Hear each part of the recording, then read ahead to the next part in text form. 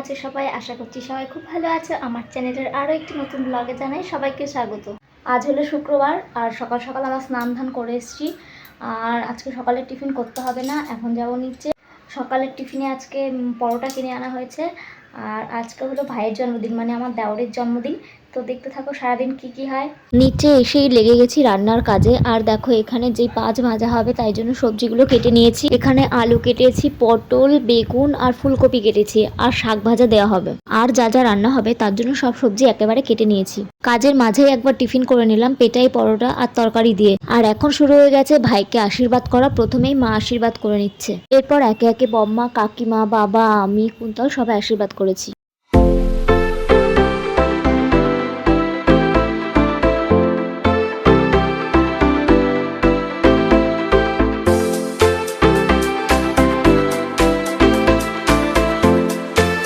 আর এদিকে দেখো আমাদের ভাজাভুজির শেপ। কুন্তল ভাজাভুজিগুলো করে দিয়েছে। আর এই যে দেখো ভাজাগুলো রেডি হয়ে গেছে। আর এখানে হচ্ছে চাটনি, আর আরেক কড়াইতে আমাদের সবার জন্য একটু ফুলকপি ভাজা হচ্ছে।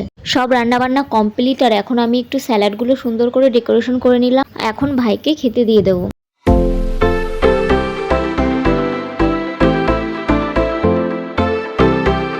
আর মেনুতে কি কি ছিল চলো বলে দিই। প্রথমে ছিল শাক ভাজা, বেগুন ভাজা, পটল ভাজা, ফুলকপি আর আলু ভাজা। তারপর যেটা ছাড়া বাঙালিদের জন্মদিন একদমই হয় না, সেটা হলো পায়েস।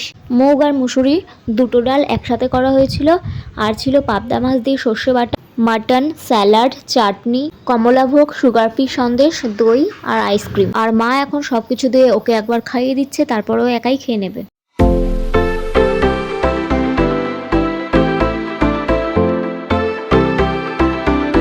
আরও বুঝতে পারছে না কোনটা ছেড়ে আগে কোনটা খাবে।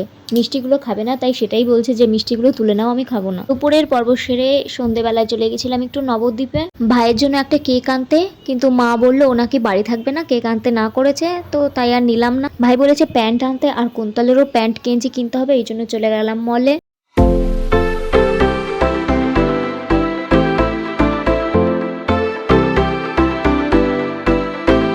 বাড়িতে সব সময় পরার জন্য এই প্যান্ট দুটো নিয়ে নিয়েছি দুজনের জন্য, আর কুন্তলের জন্য নিয়েছি গেঞ্জি। আমার ভাইয়েরও বার্থডে গেল, ওকে কিছু দেওয়া হয়নি বলে ওর জন্য একটা গেঞ্জি নিয়ে নিয়েছি। আর আমার দেওর বার্থডের আগেই 2-3টে গেঞ্জি কিনেছে বলে ওর জন্য আর নিলাম না গেঞ্জি। এরপর চলে এলাম একটা চপের দোকানে। আর আমরা নবদ্বীপে আসলে এই দোকানটা থেকে চপ খাই, চপগুলো বেশ ভালো করে খেতে। এখানে অনেক রকমের চপ পাওয়া যায়। আমরা নিয়েছিলাম মাটন চর্বির চপ, ডিমের চপ আর একটা ভেজিটেবল চপ। তারপর চলে এলাম বাড়িতে, আর সেম গেঞ্জি দুটো নিয়েছি। আমার তরফ থেকে আমার দেওরের জন্য কিনেছি একটা হেডফোন, যেটা ও দাদাই এনে দিয়েছে। গিফটগুলো ওকে দিয়ে দেবো। আর ভিডিওটি এখানেই শেষ করলাম। তোমাদের ভালো লাগলে চ্যানেলটি সাবস্ক্রাইব করে পাশে থেকো। বাই।